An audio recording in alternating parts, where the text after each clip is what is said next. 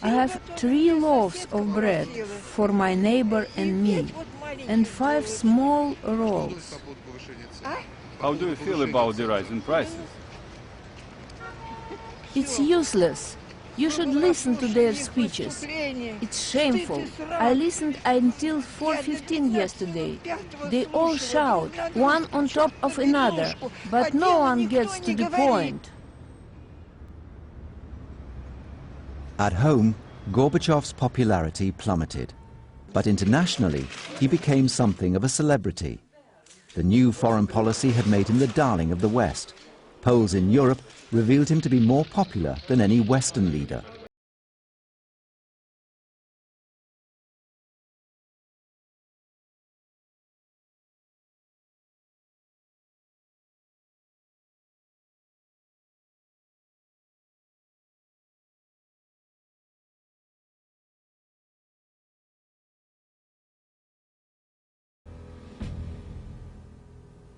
The new president yielded.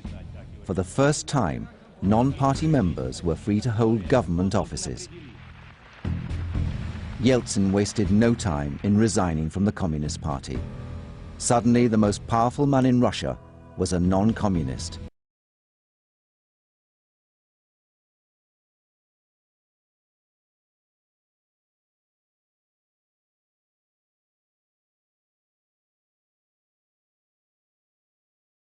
In March 1991, the public voted on the fate of the USSR. Should the Union continue or be dissolved? The results were inconclusive. 6 republics abstained in protest, but those that participated voted overwhelmingly for the Union. More than 75% of the people voted for the preservation of the Union. That is an extraordinary display of support. If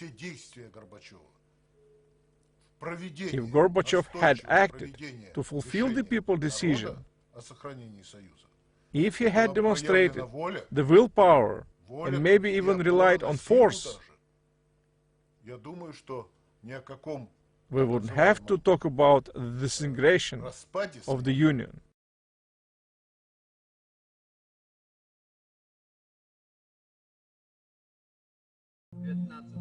This was the foundation laid by Yeltsin. In order to get rid of Gorbachev, he sought to pull the Union out from under him. Yeltsin convinced the Russian parliament to create the office of the Russian presidency, an office to match Gorbachev's Soviet presidency.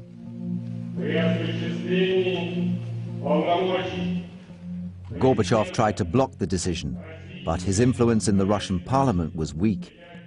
On the 12th of June 1991, Russians voted for their own president for the first time in history, and they chose Yeltsin.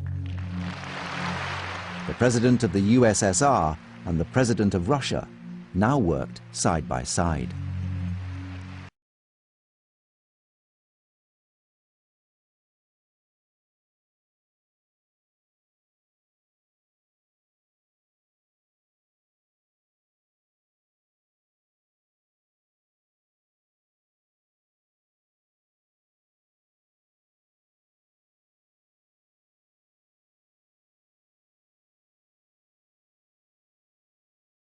Соответственно, объявляем незаконными все решения и распоряжения этого комитета.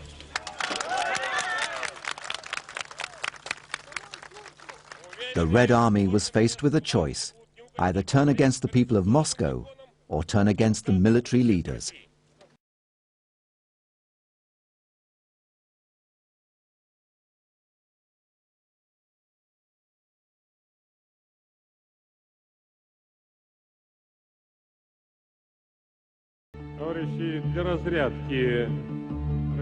Comrades, in order to allay tensions, I propose the signing of a decree that would suspend the activities of the Russian Communist Party.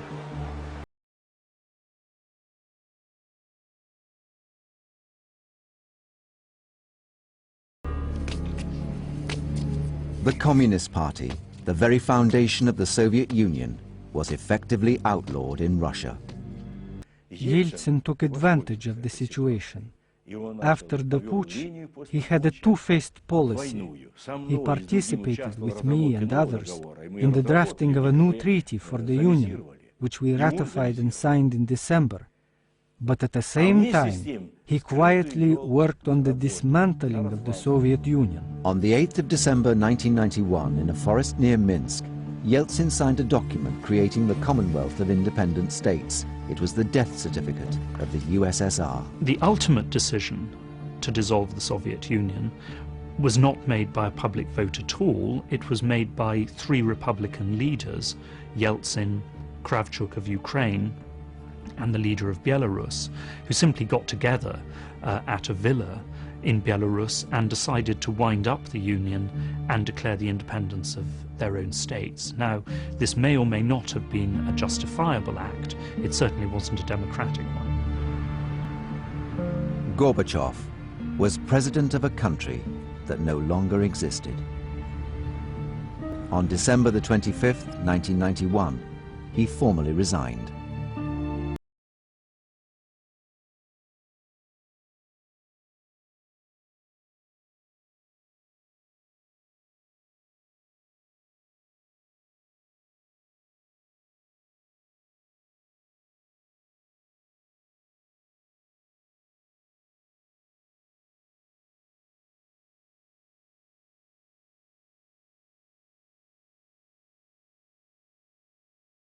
Television address, Yeltsin reached for a cup of tea to show Russians he was not drunk. In his televised address, Boris Yeltsin implicitly acknowledged that he is breaking the Russian Constitution by dissolving the parliament and setting elections for a new one. He appealed for understanding from the West. The measures that I take as president are the only way to protect democracy and freedom in Russia, to protect reform and the market, which is so far very weak.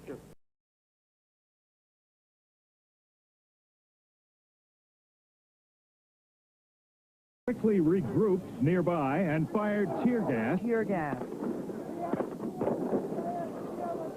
Police tried to take control. They were back. That did not work. The demonstrators plowed on through into that building. They also were able to take a number of government buildings near the Russian White House. Very close to us is the mayor's office, the city council building. And floor by floor, armed men aligned with the parliamentarians went into that building, shattering windows and pushing back the pro-Yeltsin defenders in the city hall in that building. And so they have apparently now taken that building a short distance from here.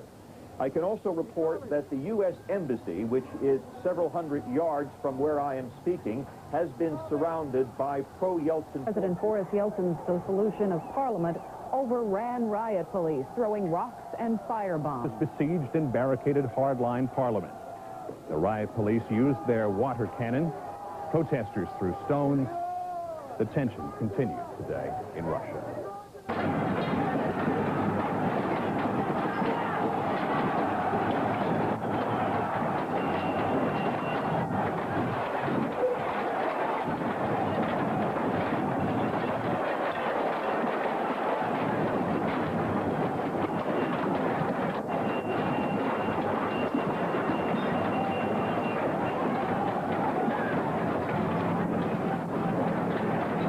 The political standoff took its dramatic turn as 3,000 to 5,000 anti-Yeltsin demonstrators outmaneuvered riot police and broke through the port. An overrun, trucks and water cannon captured.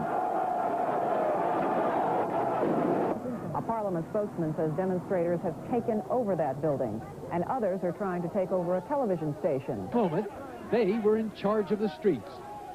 Take my picture, brother, he says. Take my picture. Leaders who are in fact exploiting the demagogues who want to resurrect the Soviet Union. I am for the power of the Soviet. And this man yells at a policeman. This country is collapsing. These are the kind of pictures most people are used to from Moscow. Marches toward the White House chanting, "Long live the Soviet Union." It is the first sign of real public support for the dispirited rebels. The roving band of demonstrators... The mob reached the White House to be... Then, the momentum clearly with them, the demonstrators swarmed toward Russia's parliament, whose armed...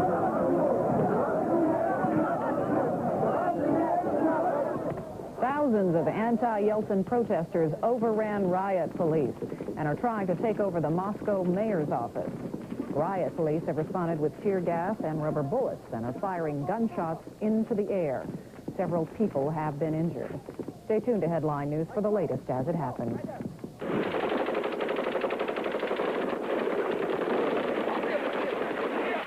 Tried to respond with tear gas and water cannons. Nothing would stop these protesters.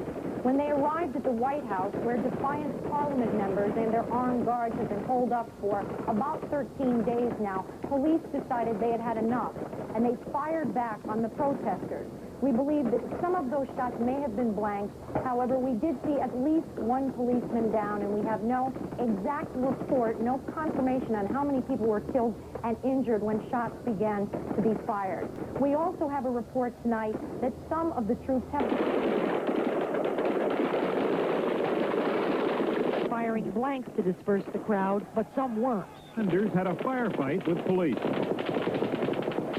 Became a battleground today after Alexander Strong.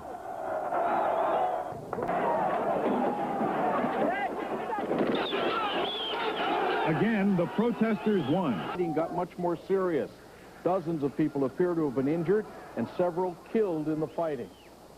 The protesters now have control of parts of the net. And there were policemen and protesters cut down. Former Vice President Alexander Rutskoy. Now his arch enemy. He calls Yeltsin a criminal for abandoning the Constitution.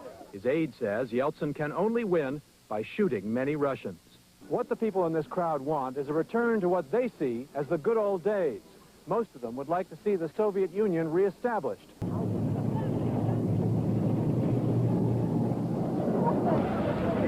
Makashov yells, "Don't act on behalf of the criminals. Soviet people are coming in. Let's go. Don't shoot first. If I know who is shooting, I will personally punish them." It seemed today as if he was everywhere. General Albert Makashov at the barricades. On the three-story office building across the street used by Moscow's mayor. Leader of the assault called the building seizure part of a popular revolution. He promised more insurrection. It all went down well with the hardliners out in support of today's revolt. It's a good thing, Anna says. We need to live the same way we did under Stalin. Outlawing the parliament was the last straw for stalwart communists. Their beloved Soviet Union has fallen apart. Living standards have plummeted. And once Yeltsin banned the parliament, he began signing a raft of decrees trying to turn Russia into a capitalist paradise. I want my country back. I want great Russia be united. I'll be here all the time until we win, says this man. I'm doing this for my children, says this woman. Better to stand here for a couple of weeks than live for decades on my knees. Up in Russia's parliament continue their defiant stance against Russian President Boris Yeltsin. Thousands of people chanting again and again the name of the country that now exists. This rally by the White House, where Russian parliament is sitting, has been going on since Tuesday. We shall fight for our rights. We don't need the capitalism and all these reforms. Our life is much worse than it was a couple of years ago. We are ready to be killed rather than to live under Yeltsin's rule. The parliament and the Congress are standing for the Constitution. That's why we are ready to protect lawmakers.